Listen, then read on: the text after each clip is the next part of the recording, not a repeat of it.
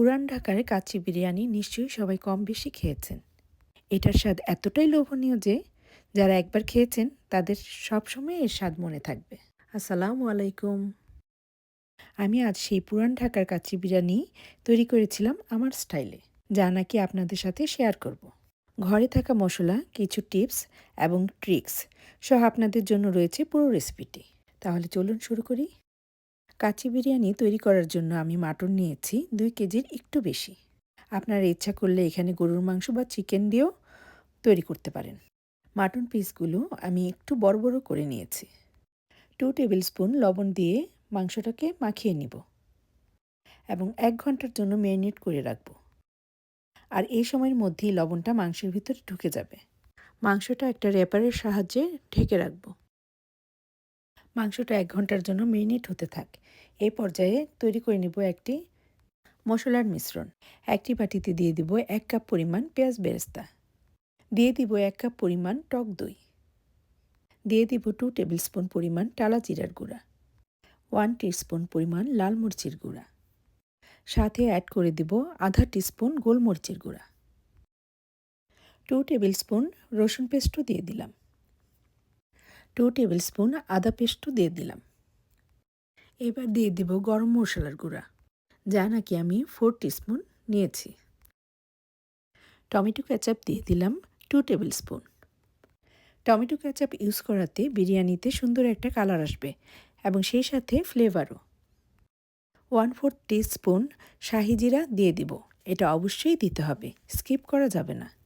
এবার সব কিছু খুব ভালোভাবে নেড়েচেড়ে মিশিয়ে নিব। মশলাটা মেশানো হয়ে গেলে একটা পাশে রেখে দিব। আর এইদিকে মাংসগুলি আমি 1 ঘন্টা পর একটি স্টেইনারে রেখেছিলাম, যেন বাড়তি পানিগুলি ঝরে যায়।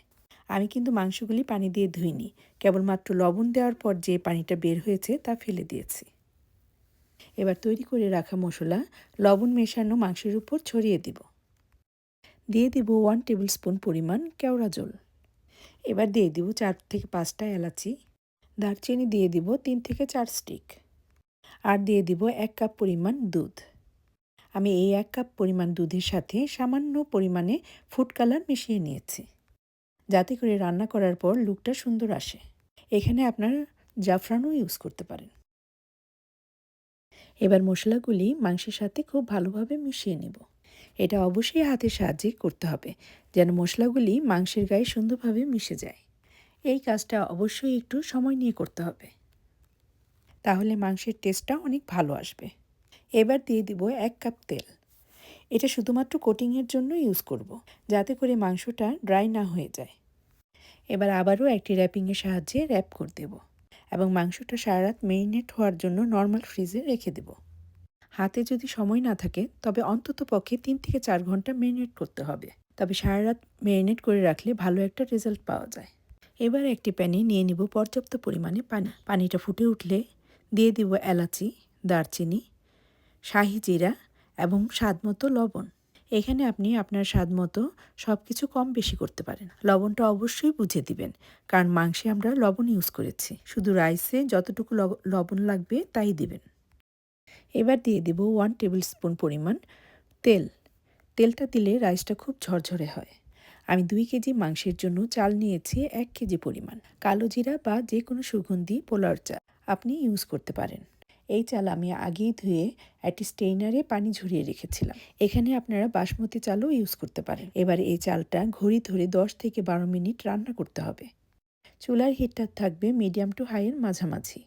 চালটা 80 থেকে 90% মতো সিদ্ধ করতে হবে। আমি চেক করে নিয়েছি, আমার চালটা হয়ে এসেছে।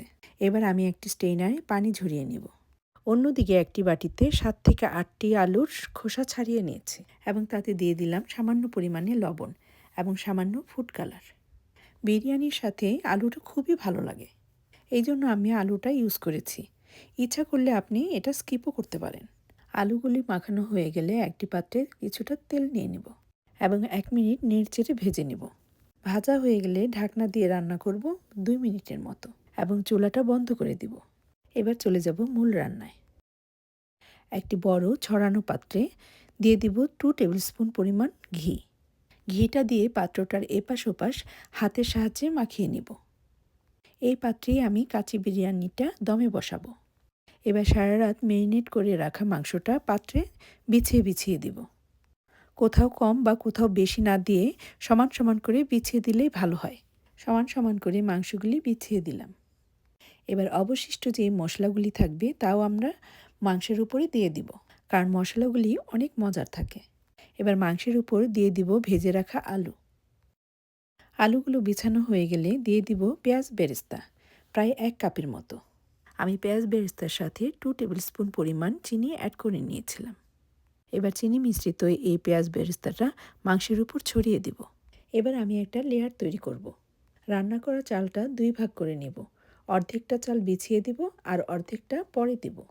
দেখে নিশ্চয়ই বুঝতে পারছেন চালটা যে কী যে ঝরঝরা হয়েছে। এবার আমি দিয়ে দেবো 8 থেকে 10টা আলু বোখারা। 10 থেকে 12টা কাঁচামরিচ দিয়ে দিলাম, যা আমি আস্ত রেখেছি। আর কিশমিশ দিয়ে দিলাম 15 থেকে 20টা। আর কাজু বাদাম দিয়ে দিলাম 1 মুঠ পরিমাণ। ড্রাই ফ্রুটসগুলো মাঝখানে লেয়ারে দিলে খুব সুন্দরভাবে ফুলে টসটসা হয়ে যায়, যা নাকি খেতে খুবই মজা লাগে। এবার দিয়ে দিব বাকি অর্ধেকটা রাইস। রাইসগুলি চারদিকে ছড়িয়ে দিব সমান সমান করে। এবার আবারও 1 কাপ কুসুম গরম দুধের সাথে 1 চিমটি ফুড কালার মিশিয়ে নিব এবং রাইসের চারদিকে ছড়িয়ে দিব। এবার অ্যাড করে দেব ঘি। আমি এখানে 2 টেবিল স্পুন পরিমাণ ঘি ইউজ করেছি। ঘিটা অবশ্যই ইউজ করতে হবে। বিরিয়ানির মেন ফ্লেভারটা আনতে ঘিটা অনেকটাই সাহায্য করে।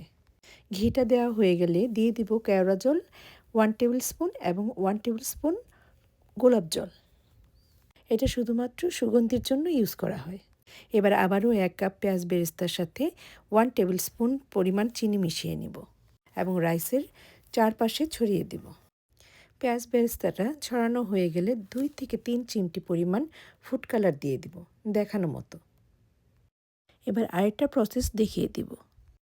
আমি 1 কাপ আটা কিছু পানি দিয়ে ছেনে রেখেছিলাম। এই আটাটা দিয়ে আমি ভালোভাবে হাঁড়ির চারপাশে সিল করে দেব।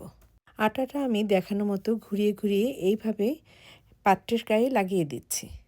আটাটা চারদিকে লাগানো হয়ে গেলে ঢাকনা দিয়ে ভালোভাবে সিল করে দেব। আপনারা কোনোভাবেই এই স্টেপটা স্কিপ করবেন না। এই স্টেপটা স্কিপ করলে দম বিরিয়ানি কোনোভাবেই হবে না।